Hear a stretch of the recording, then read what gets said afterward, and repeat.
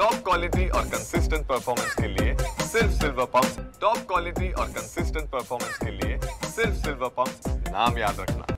माननीय पोलीस अधीक्षक श्री नवनीत कावत सर यांच्या मार्गदर्शनाखाली बीड जिल्ह्यामध्ये जे गंभीर गुन्हे करणारे जे आरोपी आहेत त्यांच्यावरती पोलिसांची करडी नजर ठेवण्यात येत आहे आणि त्या अनुषंगानेच नुकताच अंबारा पोलीस स्टेशन येथे जे 2 इसमांचा मर्डर करून खून करण्यात आलेला होता, त्या खून करणाऱ्या टोळीचे प्रमुख भोसले आणि गोरख भोसले आणि त्याच्यासह इतर 9 इसमांवरती आजच माननीय विशेष पोलीस महानिरीक्षक छत्रपती संभाजीनगर परिक्षेत्र आदरणीय श्री वीरेंद्र मिश्र सर यांनी मकोका यास मंजुरी दिलेली आहे आणि त्यांच्या विरोधात आपण या कायद्यान्वये कारवाई करण्यात आलेली आहे।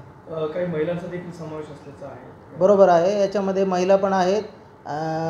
या टोळीने आत्तापर्यंत सोलापूर, बीड, त्याचप्रमाणे अहिल्यानगर या जिल्ह्यांमध्ये एकूण 13 गुन्हे केलेले आहेत। त्याच्यापैकी 12 गुन्ह्यांमध्ये माननीय न्यायालयामध्ये दोषारोपपत्र सादर करण्यात आलेलं आहे आणि 1 गुन्हा तपासावरती आहे। सर, आपली गँगवरती जिल्ह्यातल्या कारवाई केली? बीड पोलिसांनी आतापर्यंत 3 गँग्सवरती मकोका अंतर्गत कारवाई केलेली आहे। याच्यामध्ये सुदर्शन घुले आणि त्याची टोळी, त्याचप्रमाणे सनी उर्फ अक्षय आठवले आणि त्याची गँग, त्याचप्रमाणे आता जो आजचा मोका आहे त्यामध्ये गोरख भोसले आणि त्याची गँग यांच्यावरती आपण मकोका अंतर्गत कारवाई केलेली आहे।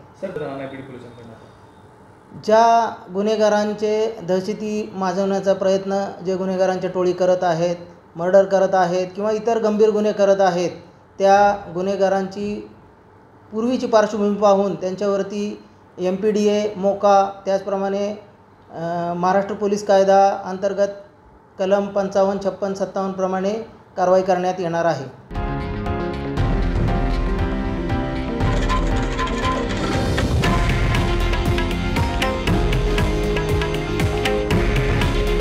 हे आहे देशातील नंबर 1 न्यूज नेटवर्क आणि आपण पाहत आहात TV9 मराठी।